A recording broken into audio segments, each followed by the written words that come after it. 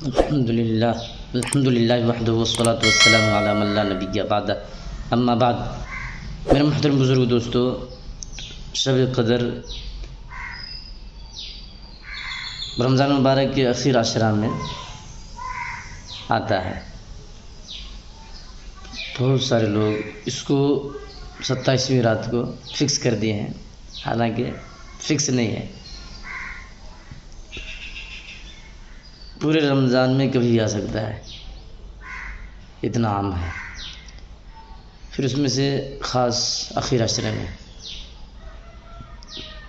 تو کبھی بھی ہو سکتا ہے رمضان کے اندر شب قدر۔ بہرحال بہت ہی بہترین رات ہے، 1000 مہینوں سے زیادہ عبادت کرنے کا ثواب ملتا ہے۔ تو بہرحال شب قدر پا لیں تو کیا کریں۔ نبی پاک صلی اللہ علیہ وسلم شب قدر کی فضیلت بیان کر رہے تھے، اہمیت بتا رہے تھے، تو حضرت عائشہ رضی اللہ عنہا نے پوچھا، یا رسول اللہ اگر میں شب قدر پا لوں تو کیا دعا مانگوں؟ تو نبی پاک صلی اللہ علیہ وسلم نے بتایا، اللہم انک عفو تحب العفو فاعف عنی یا کریم۔ یا کریم یا رحیم، یہ دعا مانگتے وقت اللہ کی تعریف میں اضافہ کرنا جائز ہے۔ کتنا بھی ہم اللہ کی تعریف کر دیں، زیادتی نہیں ہوگی، غلو نہیں کہلائے گا، مبالغہ آرائی نہیں ہوگی، کمی ہی رہے گی۔ قرآن میں اللہ فرماتا ہے، قُلْ لَوْ كَانَ الْبَحْرُ مِدَادًا لِكَلِمَاتِ رَبِّي لَنَفِدَ الْبَحْرُ قَبْلَ أَن تَنْفَدَ كَلِمَاتُ رَبِّي وَلَوْ جِئْنَا بِمِثْلِهِ مَدَدًا۔ یہ ساری دنیا میں جتنے سمندر ہیں سب کو سیاہی بنا دیا جائے، جتنے بھی درخت ہیں سب کو قلم بنایا جائے اور اللہ کی تعریف لکھی جائے، اللہ کی بڑائی،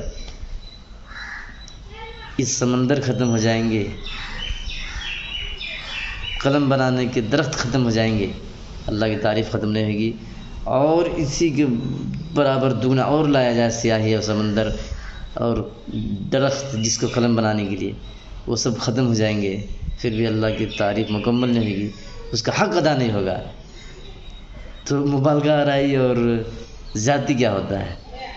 اللہ کی تعریف میں کوئی سر سجدے میں رکھ کے تعریف کرتے کرتے مر جائے پھر بھی حق ادا نہیں ہوگا، تو زیادتی غلط ہے۔ ایسے جو بولنے والے ہیں بالکل غلط ہے۔ اللہ کی تعریف کتنا بھی کر دیں کمی ہی ہے، اور ہم لوگوں کی حالت تو ایسی ہے کہ غلط سلط حرام سلام کیسی چیزیں مشتبہ چیزیں سب کھا کھا کے زبان گندہ کر دیے ہیں۔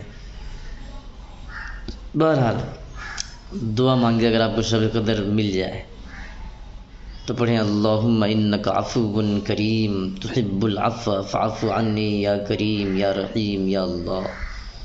یہ دعا مانگے، اس میں اللہ سے معافی مانگنے کے لیے اللہ کی تعریف بھی ہے، اللہ کی بڑائی بھی ہے۔ تو میرے محترم بزرگ دوستو، شب قدر بہت ہی اہم رات ہے۔ یہ جو تراویح پڑھتے ہیں نہیں، وہ اسی کی تلاش میں سیٹنگ کیا ہے حضرت علی رضی اللہ عنہ نے، لیکن لوگ تو حقیقت جانتے نہیں ہیں، اس لیے کس کو بولے اس کی برائی کر دیتے ہیں۔ حضرت عمر رضی اللہ تعالیٰ عنہ کی خلافت تھی، سسر داماد بیٹھے تھے اور بھی صحابہ بیٹھے تھے، مشورہ کر رہے تھے کہ یار شب قدر تو رمضان مبارک میں آتی ہے،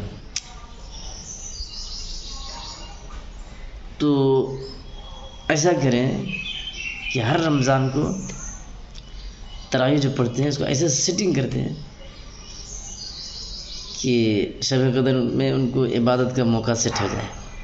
تو علی رضی اللہ تعالیٰ نے مشورہ دیا کہ ایسے کرتے ہیں کہ 20 رکعت تراویح تو پڑھنا ہی ہے، تو جماعت کے ساتھ ہر مسجد میں بستی والے اپنی اپنی بستی میں نماز پڑھیں۔ تو تراویح پڑھنے میں، عشاء کی نماز پڑھنے میں، تہجد پڑھنے میں ٹائم لگے گا کم سے کم 1-2 گھنٹہ، 2 گھنٹہ، 1 گھنٹہ جو بھی ہو۔ تو رمضان میں ہوتی ہے شب قدر، تو تراویح پڑھنے میں جو ٹائم لگا تو شب قدر تو پا لیا، عبادت میں مصروف رہ کے پا لیا۔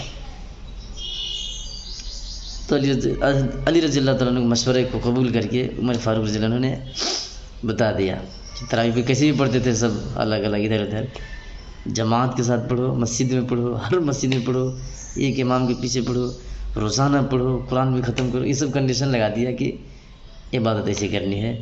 تاکہ ہر تراویح پڑھنے والا شب قدر کی رات کو عبادت کے ذریعہ 1-2 گھنٹہ گزار لے تو اسے بھی ہزاروں مہینہ عبادت کرنے سے زیادہ ثواب مل جائے گا۔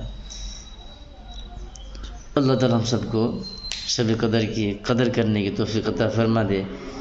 شیخ سعدی رحمۃ اللہ علیہ فرماتے ہیں اگر ہمہ شب قدر بودے شب قدر بے قدر بودے، کہ اگر تمام رات شب قدر ہوتی تو شب قدر بے قدر ہو جاتی، اسی لیے سال میں ایک ہی بار ہے شب قدر، اس لیے اس رات کی قدر کریں۔ اللہ تعالیٰ ہم سب کو قدر کرنے کی توفیق عطا فرما دے، آمین۔ وآخر دعوانا الحمدللہ رب العالمین۔